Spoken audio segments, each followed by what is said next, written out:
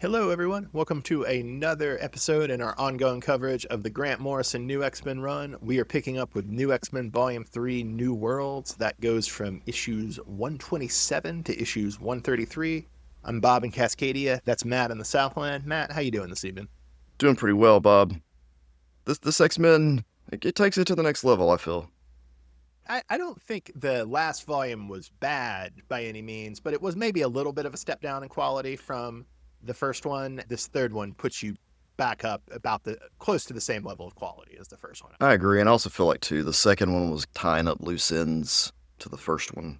Even though it was in some ways a bigger arc, it was more a direct sequel to the E is for Extinction arc and playing out the consequences. This takes it to what Morrison's bigger picture was meant to look like, and in a way, it sets up for Batman way down the road when you think about it. I guess it does. We'll talk about that with the Weapon Plus project. To start with, we're on issue number 127, Living and Dying, and the art for this is by Jean-Paul Leon. I'm a huge fan of Jean-Paul Leon. He died a couple years ago, very young, of cancer. Very tragic. He had 14-year struggle with cancer, something like that. Crazy. But I most know and love Jean-Paul Leon's art for he did early art on Static in the early 90s for Milestone.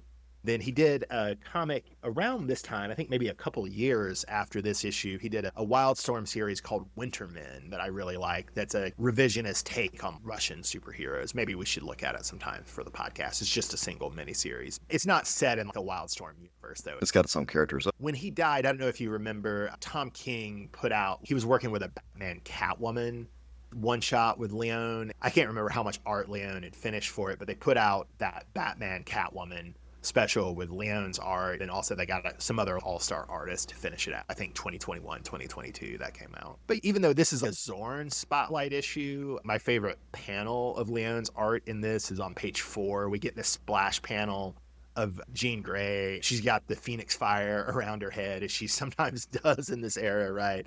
And it's just a cool image of Jean. I like seeing how Leon draws her. I didn't have a favorite panel in this issue, but the story itself, man, it was a gut punch about humanity. Dag, it was dark. I did want to point out, too, in our coverage of the second volume, I mentioned that Xavier, the way he looked, he had this huge head in the previous one. When his design as a mutant within his mind, that's what he looked like. If you look at the mutant that's causing the issues in the book, they have a similar look. Trying and failing to rescue. They have a very similar look. That was probably intentional.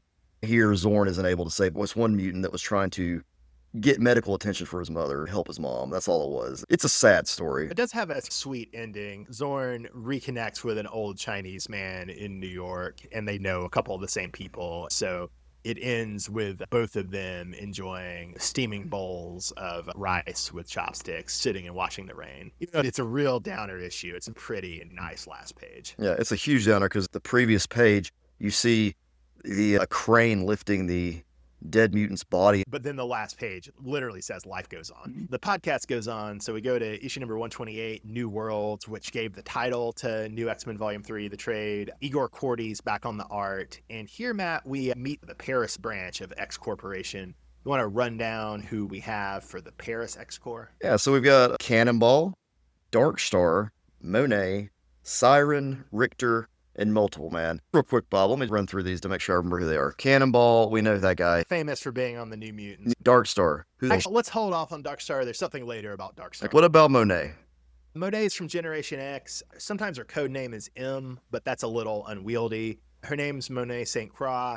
She has a complicated relationship with her sisters and a form called the Penance form.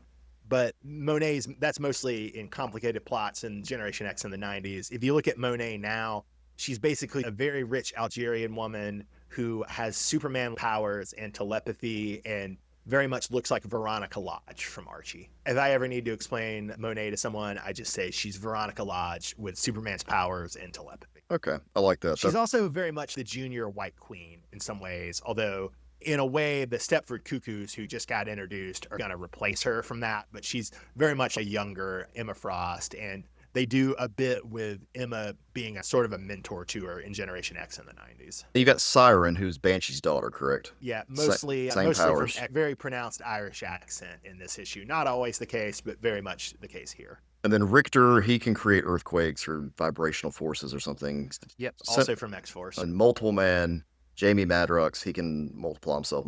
Yeah.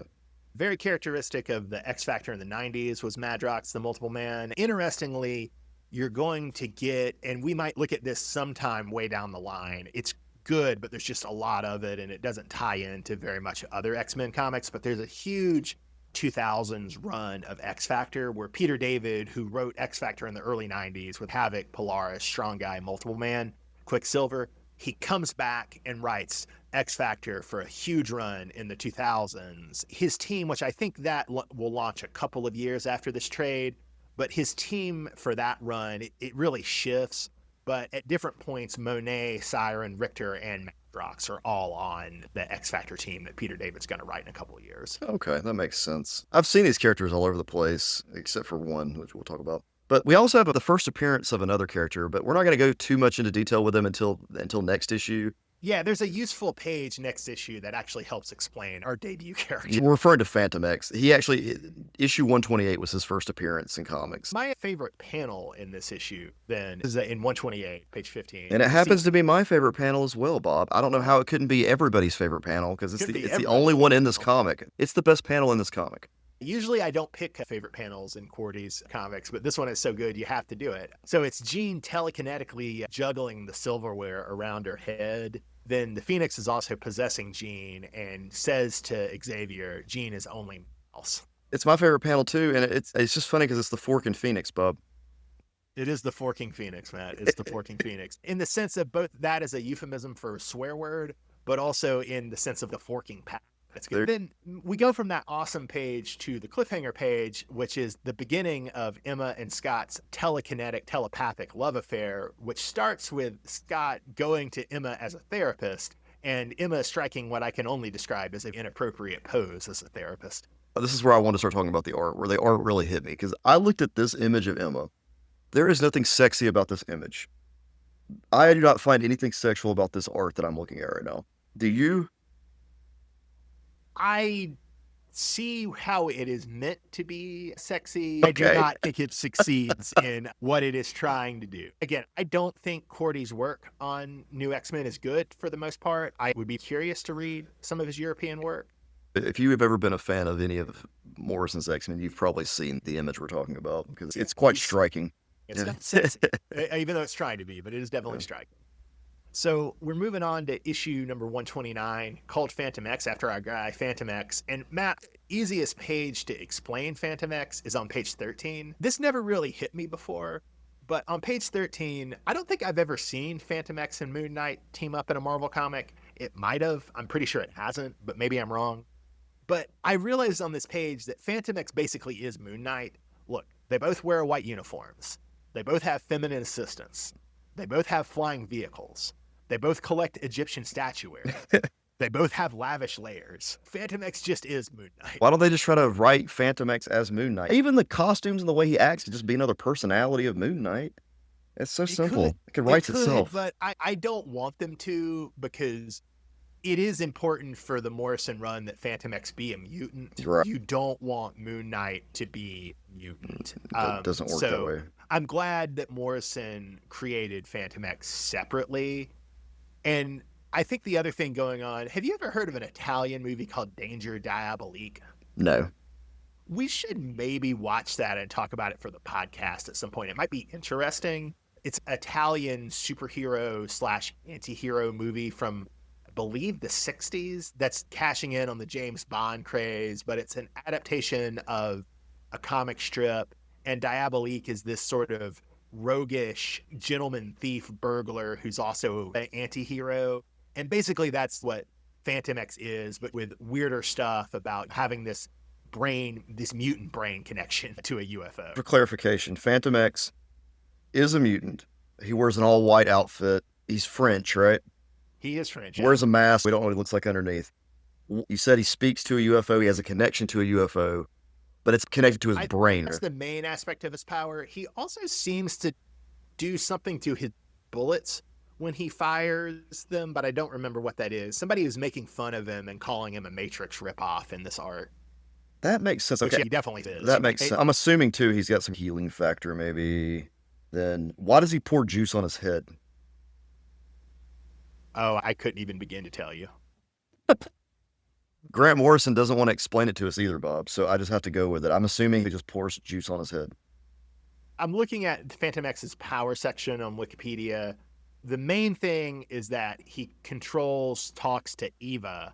And the way the Wikipedia frames it, which I think is also how this comic frames it, is that Eva is an external nervous system for Phantom X. He can also create, according to Wikipedia, he creates realistic illusions, but Wikipedia stresses that this is, quote, reality skewing. It's not telepathy or holography, just realistic illusions.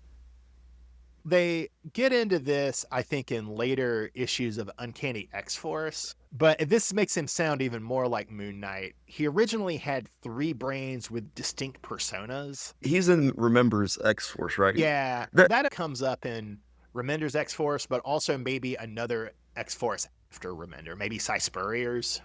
He shows up in Hickman's run. I think he shows up in either Sam Humphries or Cy Spurrier or both on their X-Force runs. He basically becomes an X-Force character. Did he play a part in Krakoa? Yeah, not a big one. You remember those giant size X-Men issues that came out during Krakoa? Phantom X is the star of one. Okay. I'm glad you remember that. Another thing about X-Men mythology that Phantom X brings up in this issue is in 129, he calls Xavier a billionaire. And he refers to there being 3 other millionaires on Xavier's staff. But it's ambiguous. When he's saying that, does he mean the main cast of this book? Does he mean of Scott, Jean, Emma, and Beast, and Wolverine? 3 are millionaires? Or does he mean among all the X-Men, past, present, 3 are millionaires? Because if you look at all the X-Men, Emma Frost, Warren Worthington, Sunspot Bobby DaCosta, and Monet St. Croix are all usually millionaires or billionaires. I'm assuming he's talking about who's on staff. One is Emma for sure. One is Emma. I guess you could assume that Beast might be wealthy because of his inventions. But would he pursue that? I could see him having some money as a result, but him not emphasizing it. Maybe that's from the First Class films. I could see that version of Beast being that way. I could also see Xavier having given some money to Cyclops or Jean to control and use. But my other theory, and I don't know if the 90s Wolverine comics did, this may not show up until the Jason Aaron run, but I think there is an idea that Wolverine is a millionaire because he's been alive for so long. So maybe the 3 millionaires are Beast, Wolverine, and Emma. I don't know. And another big moment, and really bigger than the question of the X-Men net worth, right, is that we have in this comic Phantom X clarifying that Weapon X means Weapon 10, not X. Which was a big deal back then. It was a big deal. It's funny because it's already teased. I thought that was just a sudden reveal, but it's already a bit teased because before he says that it means Weapon 10, earlier in the issue, he's talking about it being Weapon 12. He's trying to get Jean and Xavier to help him fight Weapon 12. I'm just glad they didn't go with the whole Weapon A, B, C, D, E all the way to X thing. As Scott Summers told us, Matt, that would imply there's only 26 weapons. He's got more than that. Another thing I didn't remember from this issue is how much sexual tension there was between Phantom X and Jean Grey. Okay, I thought this was one of his powers. That at first, when I was reading it, I thought he had some weird... It's ambiguous. Because he's French, they were going for some Pepe Le Pew crap. Yeah. Grant Morrison's a little bit above that. The whole theme of this issue and this arc is Phantom X tempting Xavier and Jean, right? He's offering these hints about Wolverine's origins. He's trying to get them to reject their pacifism, or at least, I don't think you can call Xavier and Jean pacifist. He's trying to get them to kill Weapon 12 for him. Him having all this sexual attraction for Jean does tie into that. Maybe Phantom X is some sort of analog for Morrison. Issue number 130, Weapon 12. My favorite panel in this issue is on page 12, where we see Jean's head burning Zorn style. Now, we've definitely seen the Phoenix stuff around her head in a lot of these prior issues, but it looks good in this issue. I love the nods to the Phoenix Force throughout everything. It's a little piece of... She's on fire here. Her hair's in a funny shape. Oh, there's fire coming off her fingertips in the scene. The power's hiding within her. Then our cliffhanger of Weapon 12 is that after defeating Weapon 12, Jean creates a distraction, allowing Phantom X to escape, which emphasizes the attraction that Jean is feeling for Phantom X. And in the course of fighting Weapon 12, Jean has realized that Phantom X is Weapon 13, So Jean walks out to Xavier and the French police and says that Weapon 13 has left the house. Matt, I did a little bit of looking and I got the usual rundown of people listed as the Weapon Plus members.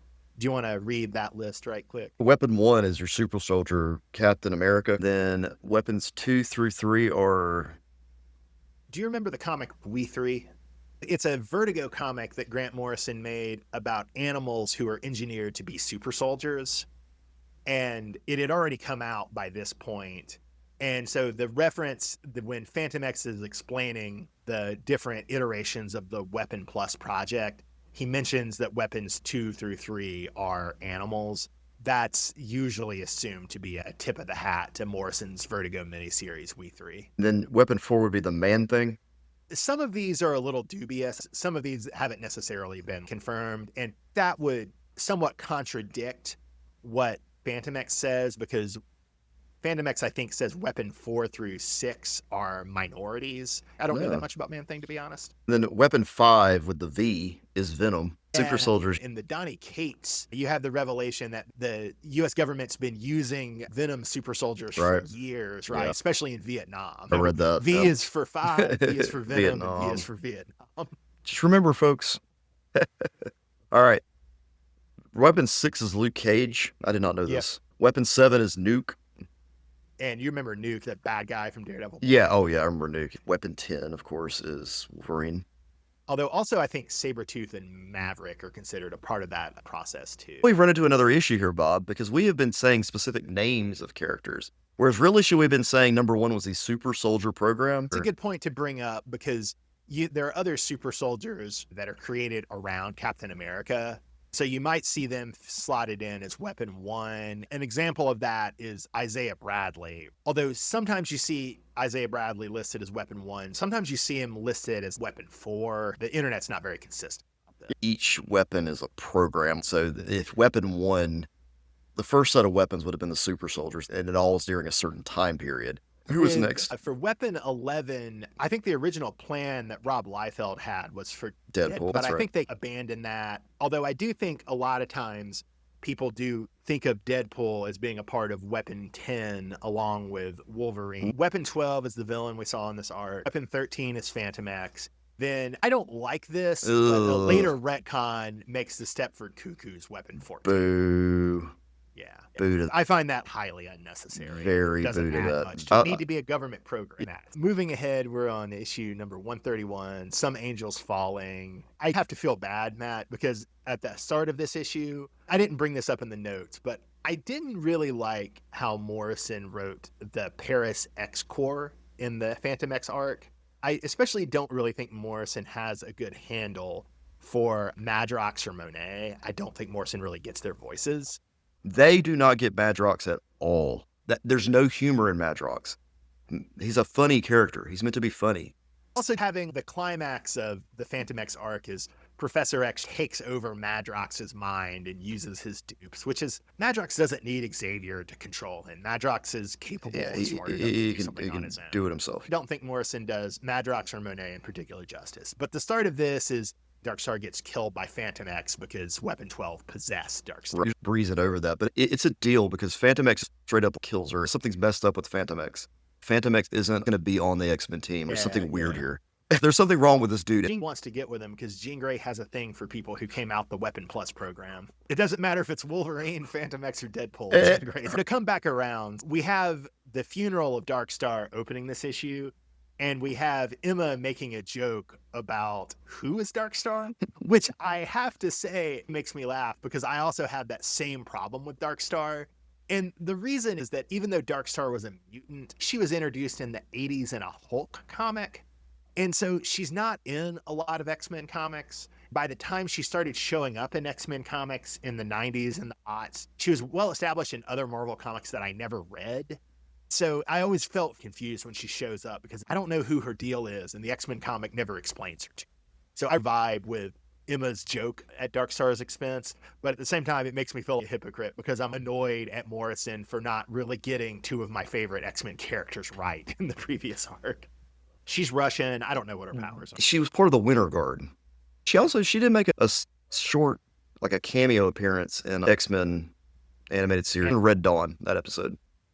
I do feel bad not knowing. Speaking of returning characters and kind of surprise characters, we have early in issue 131, Angel Salvador meeting Warren Worthington and immediately resenting that he's handsome, rich, and calls himself Angel. So what does she do? She goes and makes out with another bird. She does it partially because does seem to be into Beak. That is a thing we've seen in a couple of issues, but she also does it because she wins a bet with some of the other girls.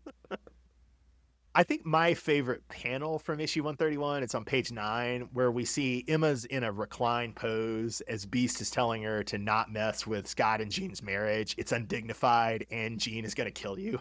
Which relates to my favorite panel a couple of pages later, where as White Queen messes with Scott and Jean's marriage, they're seen leaping from a plane, and Scott's parachute is filled with his and Jean's old costumes, which is meant to represent their baggage. I caught that their old costumes were flying out as they jumped out of the plane, but I didn't catch the pun on baggage. You're exactly right.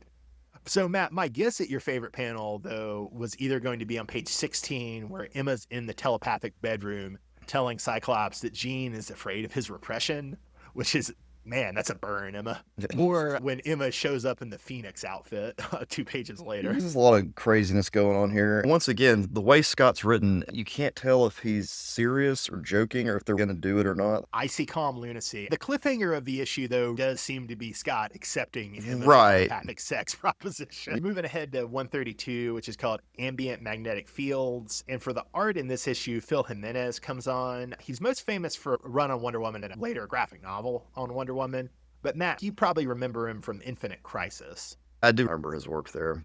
Were you surprised that we have in this issue, in some ways randomly, I forgot that in this volume, Morrison takes on as diverse array of X-Men as they do?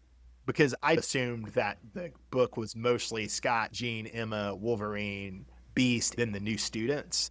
But you do get, with the X-Corps in Paris, or now on Genosha, we see appearances by Quicksilver, Unis the Untouchable, Storm, Toad, and Polaris. Way more extended X-Men family here, extended cast, which I like. It reminds me of the 90s when you had X-Factor, X-Force, all the different teams, and Generation X, Excalibur. This is moving in that direction with the X-Corps. To your point earlier, Morrison is a little bit anticipating what they would do with Batman Inc. because you have X Corporation, so you have all of these different international teams. We saw the Paris team. We're seeing part of Storm's team in this issue. We're going to see the Mumbai team in an upcoming issue. So you're getting a little bit of Batman Inc. anticipated through X-Corps. It reminds me a little of Avengers World because you have these characters that are mixed in with more famous ones. Did they make books with these characters anywhere, or were there spinoffs, or would this just not go anywhere? On the one hand, I think you're right that what Morrison does here probably does influence what Nick Spencer does on Avengers World. But there is a difference in that in Avengers World, it's not the Avengers are coordinating with the European team or the Chinese team or the Russian team. They're just independent, different teams. Does that make sense? This is more like a one big team. That's why I make the Batman Inc. connection more. But you're definitely right to make the connection to Spencer's Avengers World. Then to the second question, I don't believe they really do X-Corps stuff with books with the Mumbai or the Paris teams at all. But Storm is in an X-Men book in this era called Extreme X-Men. And the guy that we see in this issue, Neil Sahara, I think is his name. He's the new Thunderbird. He is in that book with Storm. Kitty Pryde is in that book. I think Gambit and Rogue are in that book. And that's basically all the X-Men that Grant Morrison didn't want to use. And it's Chris Claremont writing them as a globe-trotting adventure team. I have read that book, but it's been a while. In my memory, it's unfortunately not good. Okay. But Storm's outfit, which you comment on, that's her outfit from the Extreme X-Men book in the early aughts. I don't like it.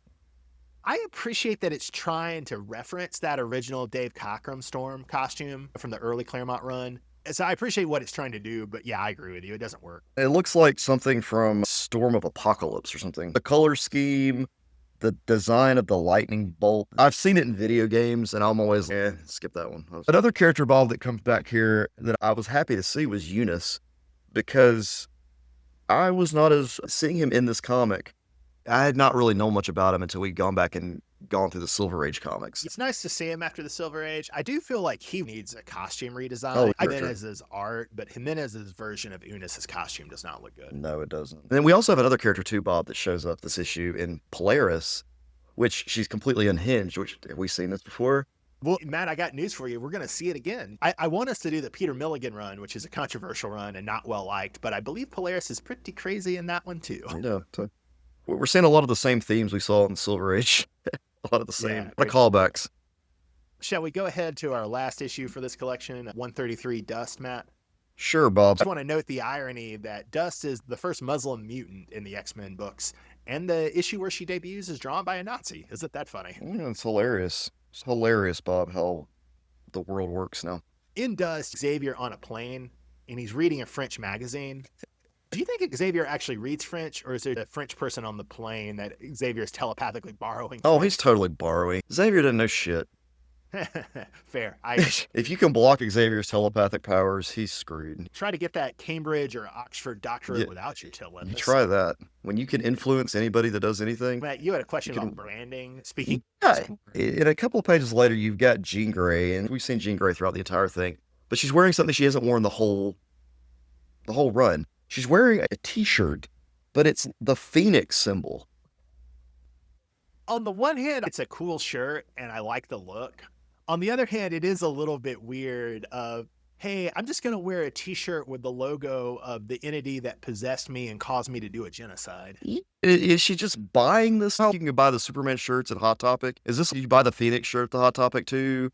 I took it more as this is part of her X-Men wardrobe, specialty made, but I don't know. Maybe edgy kids in the Marvel Universe don't wear Magneto was right shirts or Cyclops was right shirts. Maybe they wear I'm with Phoenix shirts. Yeah, they do. It freaks me out. Do they know about this genocide of the broccoli people? And do they didn't care? Is there a little cult of kids out there that are, oh yeah, Phoenix, worship the Phoenix, yeah. Yeah, the broccoli people had it coming. Matt, our last set of X-Men we see for this issue is we meet the Mumbai branch of X-Corps, which is Warpath, Farrell's sister Thorn, and Sunfire.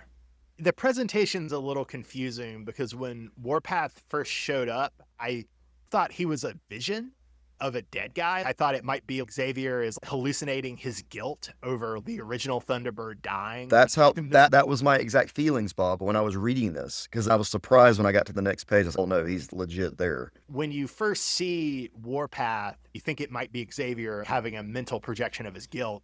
You also see Farrell and Thorn from X-Force, and I didn't think they were dead, but I also wasn't sure. They could have been dead. And they're just like jumping like cats. Matt, our cliffhanger for 133 is that Xavier finds out his marriage to Lilandra has been annulled, and the Phoenix Force is rehatched, which seems to be a big surprise to Xavier. Not really a surprise to we who have been reading this comic. Not a surprise to anybody at all. I'm shocked that Professor X is surprised.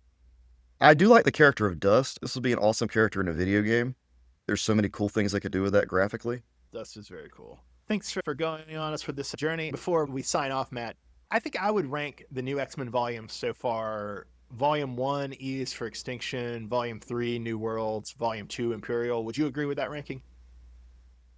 I would agree. The first one's the strongest, right? Yeah. The second volume was not weak, but like we said at the beginning of the episode, it was more of a sequel to the first one. Tied up loose ends.